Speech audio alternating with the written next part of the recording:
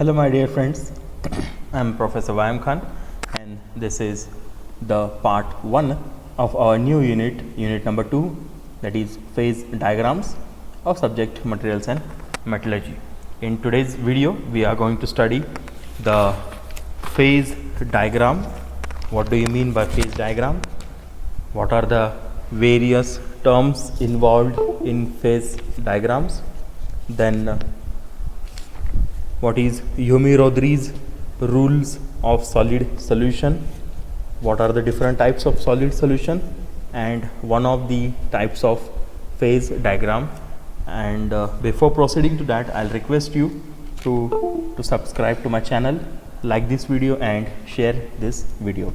Let us start. What is a phase or an equilibrium diagram? Phase diagram most of the time is also referred as equilibrium diagram. Now before proceeding to phase diagram, let us understand again what is meaning of phase. In last chapter we have studied what is the meaning of phase, what is the meaning of system, what do you mean by variable, what's the component, and what do you mean by an alloy. So let us just revise it quickly. The phase or any phase is a homogeneous, physically distinct and mechanically separable part of the system which is under study. Okay, so phase is a homogeneous, physically distinct and mechanically separable part of the system which we are going to study. Okay, like a solid phase, like a gaseous phase or a liquid phase. So liquid is physically distinct, it is homogeneous and it is a mechanically separable part of the system because you can distinguish between a liquid and a solid. Okay, so similarly there are number of phases itself in solid, itself in liquid, and these internal phases are homogeneous, they are physically distinct and they are mechanically separable. Okay, so phase or equilibrium diagram is a type of chart which is used to show conditions like pressure, temperature, volume, etc., at which thermodynamically distinct phase such as solid, liquid or gaseous states occur and coexist at equilibrium. It is this type of diagram, this type of chart is used to show what is the phase at a specific temperature, at a specific pressure, at a specific volume, okay, with a specific composition when it is at equilibrium. Okay, phase diagram ये बताता है कि system में एक specific composition पर, specific temperature, volume और pressure पर कौन सी फेज प्रेजेंट है एक सिस्टम में. जैसे अगर मैं एक आधा अलॉय का सिस्टम कंसिडर करता हूँ, let us consider N alloy. एक अलॉय है जो ए और बी को मिला के बनाया गया है. ओके, इस ए और बी के मिक्सचर को हम अलॉय बोलते हैं. तो इस अलॉय की सिस्टम को जब हम स्टडी कर रहे हैं, उसको स्टडी करते वक्त हम क्या करते हैं कि इस ए और बी के अलॉय को पहले तो लिक्विड फॉर्म में लाया जाएगा, उसके बाद में ए को पहले लिक्विड फॉर्म में लाया जाएगा, बी को भी इसी तरीके से लिक्विड फॉर्म में लाया जाएगा और उसको मिक्स किया जाएगा. उसके बाद में इसका सॉलिडिफिकेशन होगा. इस सॉलिडिफिकेशन के दौरान हम क्या करते हैं, कई जगह पर कई पॉइंट्स पे हम इस अलॉय को ट्रेस करते हैं. ट्रेस करते हैं मतलब क्या करते हैं कि जैसे कि इसका मेल्टिंग पॉइंट है 500 डिग्री सेल्सियस.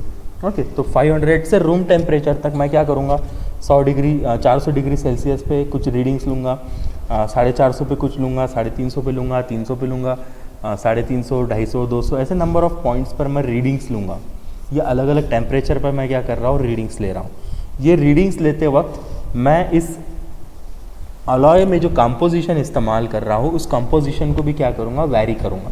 और ऐसा वैरिंग कंपोजिशन और ऐसा वैरिंग टेम्परेचर के साथ में मैं एक ग्राफ बनाता हूँ, जिस ग्राफ की मदद से इन फ्यूचर, मतलब आने वाले फ्यूचर में जब मुझे इस अलॉय के बारे में कुछ स्टडी करना है तो मैं एक आधे स्पेसिफिक पॉइंट पर अगर स्टडी कर रहा हूँ, जैसे 200 डिग्री सेल्सियस और 8% ऑफ बी पे अगर मैं स्टडी कर रहा हूँ तो मैं वो पॉइंट उस डायग्राम पे मार्क करूँगा और वहाँ पर मैं ढूंढूंगा कि इस पॉइंट पर अगर कौन सी फेज़ प्रेजेंट है। जैसे अगर उस पॉइंट पर सॉलिड है मेटल तो मैं बोलूँगा कि उस पर सॉलिड फेज़ है, अगर वहाँ पर लिक्विड है तो वो लिक्विड बोलूँगा, अगर वहाँ पर गैसियस है तो मैं उसको गैसियस फेज़ बोलूँगा।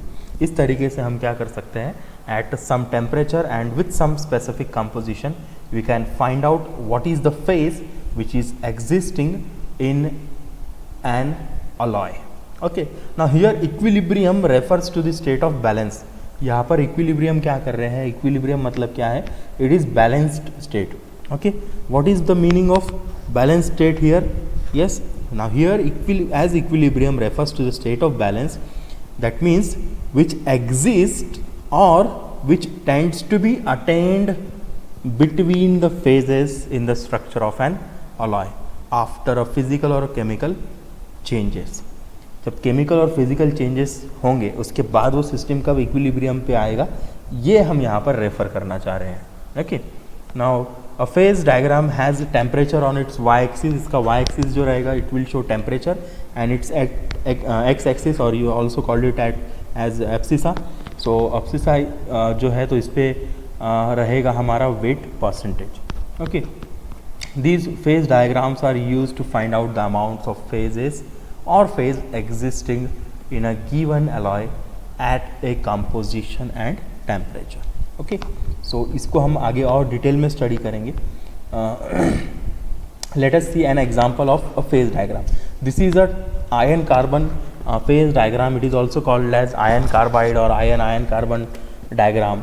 Okay, because it is a diagram which is made for steel and cast iron. Iron और कार्बन क्या मिलता है, स्टील बनता है या फिर कास्ट आयन बनता है। ओके, सो इस साइड में आयन है, that means the more the value the more the point is nearer to this Fe side, it means the more amount of iron is present in this alloy। okay, इस side में हम carbon जो है वो रख रहे हैं, मतलब इस साइड में कार्बन का परसेंटेज बढ़ता जाएगा, इस साइड में आयन का परसेंटेज बढ़ता जाएगा। Okay, so this is your weight percentage. जैसे यहाँ पर 0.5 है, सो दैट मीन्स 0.5 यहाँ पर कार्बन मिलाया गया है और बचा हुआ जो अमाउंट है that is your iron। so your 99.5% is iron and remaining 0.5% is your carbon। similarly here 3% means 3% carbon है, बचे हुआ क्या है, iron है।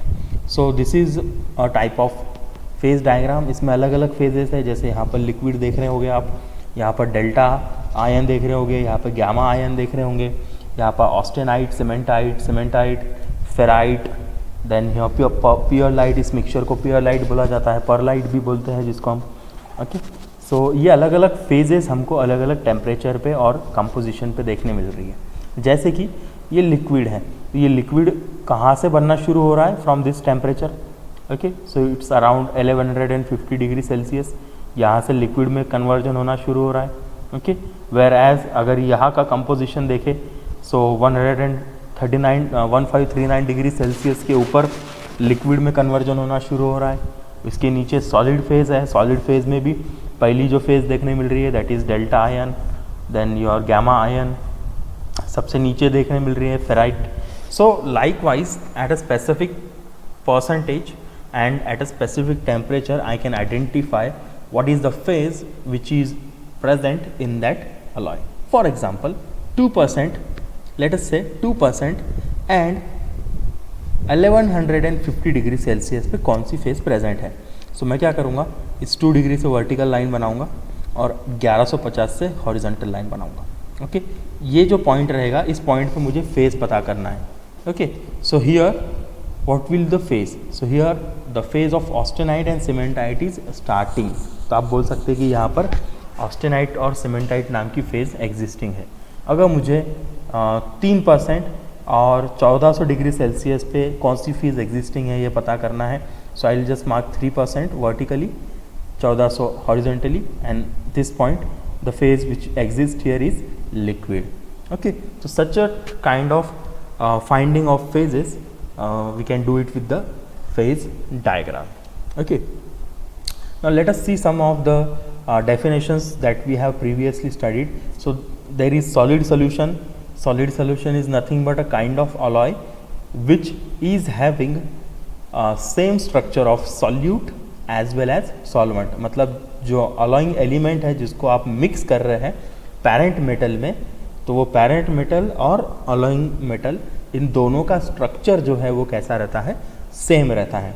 ऐसे टाइप के अलॉय को हम बोलते हैं सॉलिड सॉल्यूशन। ओके, अब ये दो टाइप के हैं, जैसे सब्स्टिट्यूशनल है और दूसरा इंटरस्टिशियल सॉलिड सॉल्यूशन है। तो सब्स्टिट्यूशन में क्या होगा, ये पेरेंट मेटल है, ये पेरेंट मेटल की जगह पर अलॉइंग मेटल क्या कर लेगा, उसकी जगह ले लेगा, सिंपली सब्स्टिट्यूट हो जाएगा। जैसे यहाँ पर ग्रीन था पहले, तो ये ग्रीन को सरका दिए बाजू में, और यहाँ पर सॉल्यूट एटम ने क्या किया या अलॉइंग एलिमेंट ने क्या किया, उसकी जगह ऑक्यूपाई कर लिया। जैसे हमारे एक आधे क्रिकेट मैच में या फुटबॉल मैच में कोई सब्स्टिट्यूट आ जाता है किसी की जगह पर, सिमिलरली यहाँ पे एटम की जगह पर दूसरा एटम जगह ले लेगा। तो that is your substitutional solid solution. Then there is interstitial solid solution, मतलब जो दो एटम्स है ओरिजिनल मेटल के, मतलब सॉल्वेंट मेटल के, इनके बीच का जो स्पेस है, that space will be occupied by the solute या जो अलॉइंग एलिमेंट है उसके एटम से। मतलब जो अलॉय आप ऐड कर रहे हैं, जिसको ऐड करने वाले हैं जिसमें, तो उसकी खाली जगह पर वो क्या हो जाएगा, ऑक्यूपाई होगा। ऐसे सॉलिड सॉल्यूशन को बोलते हैं interstitial solid solution. Then there is solid solubility. So solid solubility is nothing but a specific limit for any alloying system to add alloying element into the parent metal to get the properties of a resultant alloy। एक आधे पानी में अगर मैं salt mix करता हूँ, जैसे 1 cup पानी है तो इसमें मैं कुछ ही लिमिट तक सॉल्ट मिक्स कर पाऊँगा, because there is solubility limit. वो उतना ही अमाउंट का सॉल्यूबल हो सकता है। सॉल्ट जो है पानी में अगर 1 चम्मच डाला जाए तो 1 कप पानी में 1 चम्मच डालो सॉल्ट, मिक्स होगा, 2 चम्मच डालो मे भी मिक्स होगा, तीसरा जो डालो may not get mixed completely.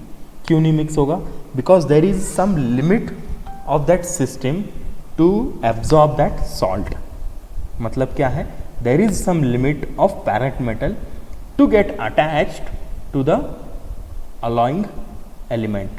Okay, so such a kind of limit is called as solid solubility. इस लिमिट को क्या बोलती है, सॉलिड सॉल्युबिलिटी बोला जाता है।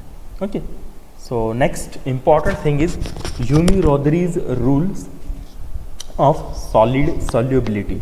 ये जो सॉलिड सॉल्युबिलिटी हमने देखे ना कि एक मेटल में दूसरा मेटल कुछ लिमिट तक ही सॉल्युबल हो सकता है।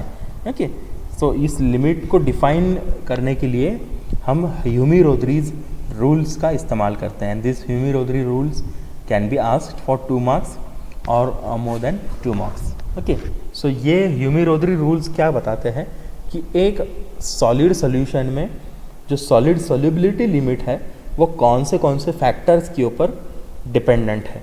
Okay, so first factor that defines the solid solubility is atomic size factor. Okay, atomic size factor मतलब क्या, एक आधा एलिमेंट है, फॉर एग्जांपल एक एलिमेंट है ए, इसकी एटॉमिक साइज कुछ इस तरीके से है, दिस इज एटम ए, ये एटम ए है, और एक दूसरा एलिमेंट है जो कि है से this is say there is another element which is element B which is smaller in size as compared with the A element. Okay, so यहाँ पर साइज में आपको डिफरेंस नजर आ रहा होगा। So this one is larger, this one is smaller. Okay, now this is called atomic size difference. इसको क्या बोलते हैं, atomic size difference, because here size of atom A is more than the size of atom B. Now if this difference is more than 50%, अगर ये difference 15% से ज़्यादा होता है, मतलब अगर इनकी साइज़ का डिफरेंस लिया जाए और उसको परसेंटेज में कन्वर्ट किया जाए और वो परसेंटेज अगर 15% से ज़्यादा रहता है, so that means these elements have a limited solubility. ये एलिमेंट्स जो है वो एक दूसरे में लिमिटेड सॉल्युबल रहेंगे, जैसे उसके कुछ ही पार्ट्स सॉल्युबल हो सकते हैं। वेयर एज यही डिफरेंस अगर 15% से लेस होगा, so that means they are favourable to solid solubility, मतलब वो उतने ही ज़्यादा एक दूसरे में सॉल्युबल रहेंगे।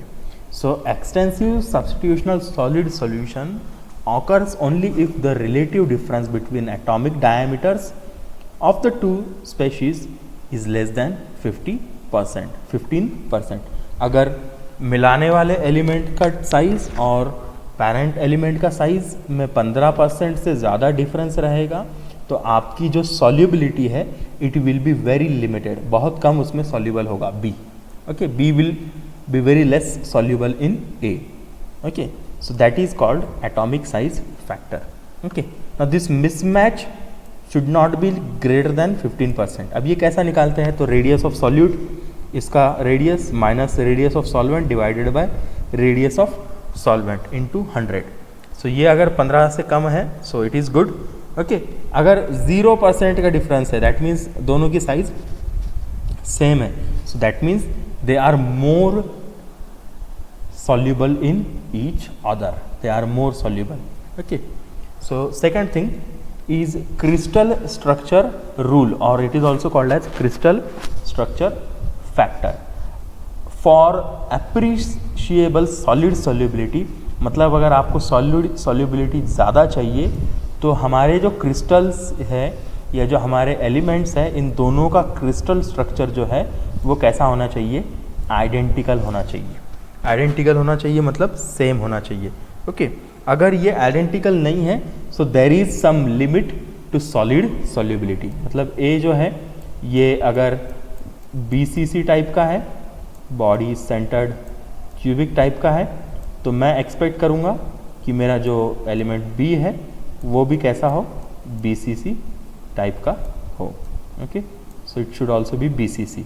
So this is having more solid solubility, it is having more solid solubility। और वही अगर B फेस सेंटर्ड क्यूबिक है या इससे कोई और है अदर देन BCC है, so that means it is very limited, it will be the solid solubility will be very limited। okay, this is crystal structure factor or rule। then third one is valency rule। Okay, now a metal will dissolve in a metal of higher valency. अब A जो है ये parent metal है, so this A should have higher valency than the B.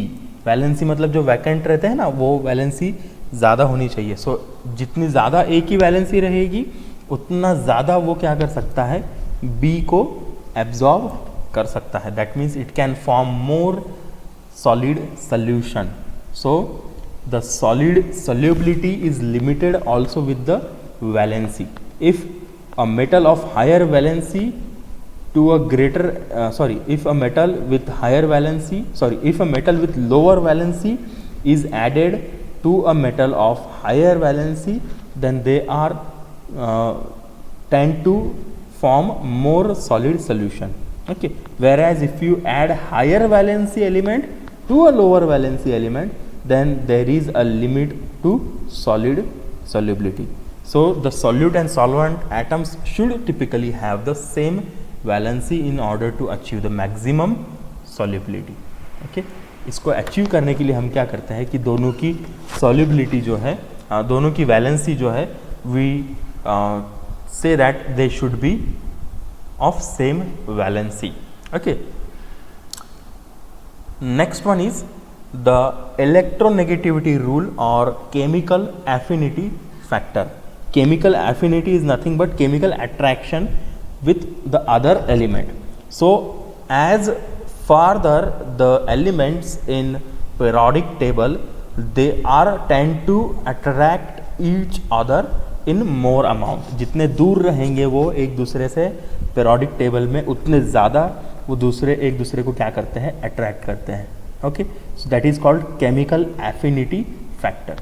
तो जितने ज़्यादा दूर रहेंगे उतने ज़्यादा वो अट्रैक्ट करेंगे।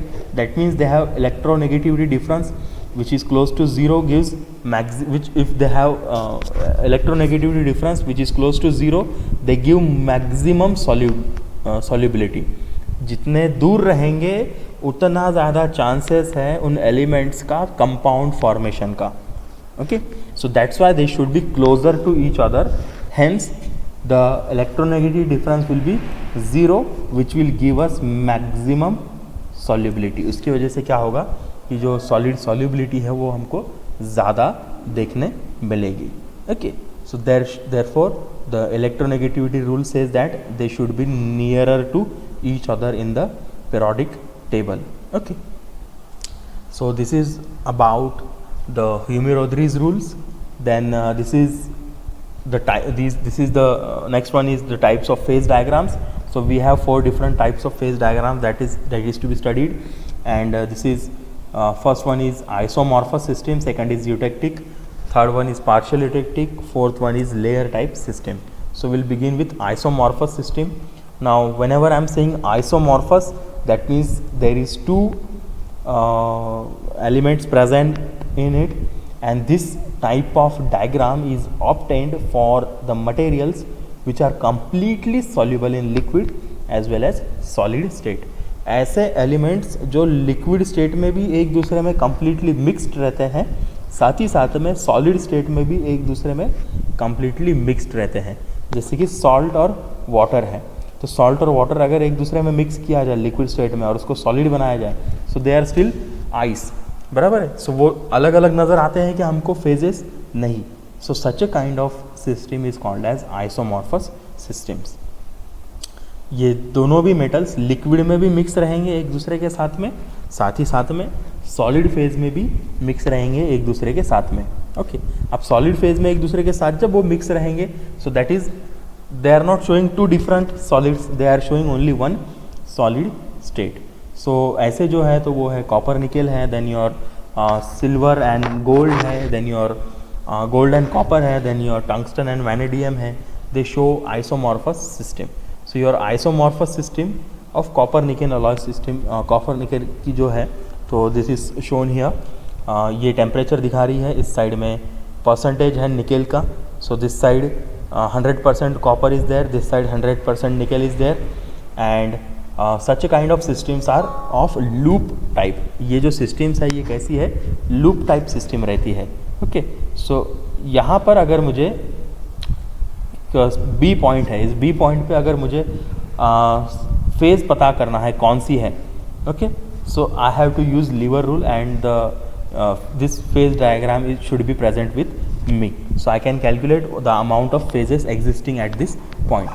Like जैसे कि 20% निकेल पर और 1300 डिग्री सेल्सियस पर कौन सा फेज प्रेजेंट है, सो मैं बताऊंगा कि यहाँ पर कौन सा है, लिक्विड है. Because above this line both the elements are in liquid form, and below this line, the second line which is below it, below this line all the element which are in it is present in solid form. So such a kind of line is this specific line where from below from this line इसके नीचे जो metal है, if it is in solid state, then this kind of line is called as solidus line, and the line above which the metal is in liquid state, then such a kind of line is called as liquidus line. Okay, and in between these 2 lines there is some portion where metal or alloy is present in liquid as well as solid state.